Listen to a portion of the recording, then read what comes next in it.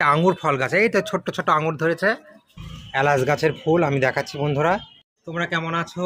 আশা করি ভালো আছো বন্ধুরা। আমিও খুব ভালো আছি বন্ধুরা। আজকে আমি আবারও চলে এসেছি সেই ছাদ বাগানে। এর আগে একবার ভিডিওতে তোমাদের দেখিয়েছিলাম বন্ধুরা। আজকেও চলে এসেছি সেই ছাদ বাগানে বন্ধুরা। সেই দেখাচ্ছি আজও খেজুর গাছ। আজকে আবার তোমাদের দেখাবো ছাদ বাগানটা। আমি এখানে অনেক রকমের গাছ আছে বন্ধুরা। আজ ঘুরে ঘুরে তোমাদের আমি দেখাবো বিভিন্ন ধরনের গাছ। আর এইগুলো দেখতে পাচ্ছ বন্ধুরা, সব সবজি লাগানো হবে। বিভিন্ন ধরনের সবজি লাগানো হবে, সব রেডি করা হয়েছে। আর এটাও দেখিয়েছিলাম মিষ্টি তেঁতুল গাছ। এই তো মিষ্টি তেঁতুল গাছ। আরও বন্ধুরা দেখাচ্ছি বাগানটা আবার একবার তোমাদের দেখাচ্ছি। এটা পেয়ারা গাছ। আর এইটা হচ্ছে টমেটো গাছে টমেটো হয়েছে লাল লাল। এই তো অনেকগুলো টমেটো হয়ে গেছে। এটা কুল গাছ। এই বন্ধুরা আরও অনেক কিছু গাছ আছে।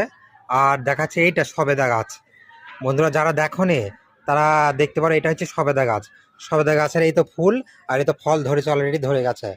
মানে 1 বছর সময় লাগে পাকতে সবেদা এই ফলটি। 1 বছর কম, 1 বছরের মধ্যে পরিপূর্ণ হবে, খাওয়ার উপযুক্ত হয়ে যাবে। আর এটা পালং শাক লাগানো হয়েছে।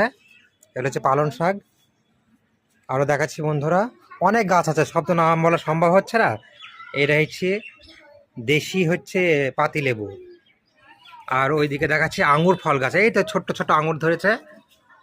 এই তো আঙ্গুর ধরেছে বন্ধুরা, আঙ্গুর ফল গাছ।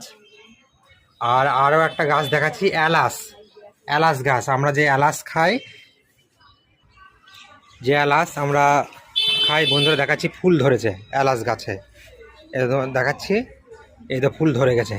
এখান থেকে এলাচের মানে ফল তৈরি হবে এই ফুল থেকে। যারা দেখোনি এলাচ গাছের ফুল আমি দেখাচ্ছি বন্ধুরা। এই তো এলাচ গাছের ফুল। আর এলাচ গাছটিও দেখাচ্ছি, দারুণ। দেখো বন্ধুরা, দেখতে পাচ্ছ কত ফুল ধরেছে এলাচ গাছে, অনেক ফুল ধরেছে।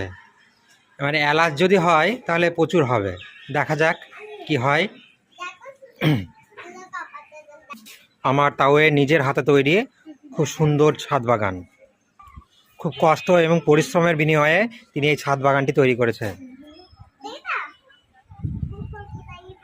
অসাধারণ।